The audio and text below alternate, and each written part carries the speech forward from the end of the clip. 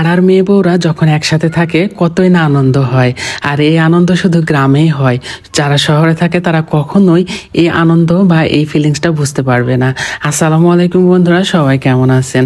তো গতকালকের ভিডিওতে দেখাছিলাম আমরা আম কিভাবে নামিয়েছি। তো আজকে আমরা এই আমগুলো মাখিয়ে খাবো। এই তো বিকেলবেলা সবাই আমাদের বাড়ির পাশে হাঁস নিয়ে আসছে, ছাগল নিয়ে আসছে, গরু নিয়ে আসছে, মানে পাড়ার মেয়েরা, বউরা, বয়স্ক মহিলারা যে যার মতো। গ্রামের মানুষ তো কখনো বসে থাকে না, তারা কোনো না কোনো কিছু পুষে, আর সেগুলা নিয়ে বিকেলবেলা তারা খাওয়াইতে আসে। আর তুলি তো গ্রামে আছে কয়দিন ধরে, আর তুলিকে সবাই ভালোবাসে।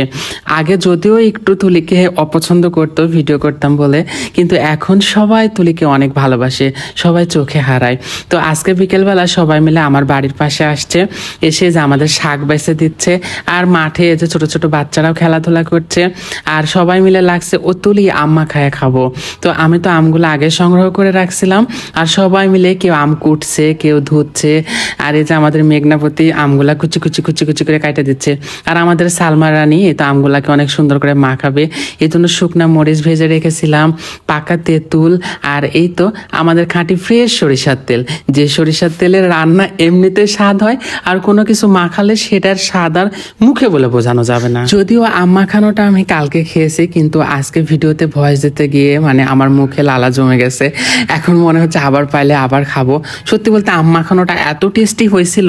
এগুলো হচ্ছে টক আম, আর এর মধ্যে চিনি দেওয়া হয়েছিল, পাকা তেঁতুল, মরিচ মানে শুকনা মরিচ, হলুদের গুঁড়া, জিরার গুঁড়া, ধনিয়া গুঁড়া, মানে সব মশলা দিয়ে মাখছে। আর এদিকে মেঘনার তো মানে তর্স হচ্ছে না, ও একটু পর পর এসে খাচ্ছে, যেন সবাই ওকে বকা দিচ্ছে। আর সালমা মাখতেই চাচ্ছিল না। আমি সালমাকে বললাম, সালমা কালো হাতের মাখা অনেক স্বাদ হয়। অনেক কথা বলে ভুলিয়ে ভালিয়ে সালমাকে দিয়ে মাখালাম। আর এই তো দেখেন সবাই মিলে একদম ঝাঁপিয়ে পড়ছে মাখানোর উপর। আসলে এই আনন্দটা না অনেক মিস করছি, যদিও আজকে আমি শহরে আছি আর ভিডিওটা কালকে। ঈদের ছুটিতে অনেকে গ্রামের বাড়িতে গিয়েছিলেন, আর আমাদের মতো কারা কারা এত আনন্দ করেছেন আর এইভাবে আম মাখানো মানে ফল ফলান দিয়ে এভাবে খাইছেন আনন্দ করে, অবশ্যই কমেন্টসে জানাবেন। আর যে যাই বলুক, আমার গ্রামটা না একটা অন্যরকম ভালোবাসার গ্রাম। এখানে না অনেক শান্তি, গ্রামে গেলে এই জিনিসটা ফিল করা যায়। তো এই তো সালমা আমাদেরকে কিছু আম মাখানো আলাদা করে দিয়েছে, যে তোমরা দুজনে আলাদা করে খাও। আর এদিকে তুলি তো মুখে দিয়ে উড়ে সেই স্বাদ, টক মিষ্টি ঝাল ঝাল। আশপিয়া দেখছেন জিভা চটকাতে কি সুন্দর করে। আমি আবার বললাম আশপিয়ার মুখে একটু দেও, দেখি কি করে। ও একদম চপাত চপাত করে খাচ্ছে। আর এইদিকে দেখেন আম মাখানোর যে ঝোল, এই ঝোল নিয়ে কাড়াকাড়ি লেগে গেছে সবাই। আর আমার এই বিপাশা তো গাবলা পুরাই লিয়ালিছে, যে গাবলা ভৈরাই ওই খাবে।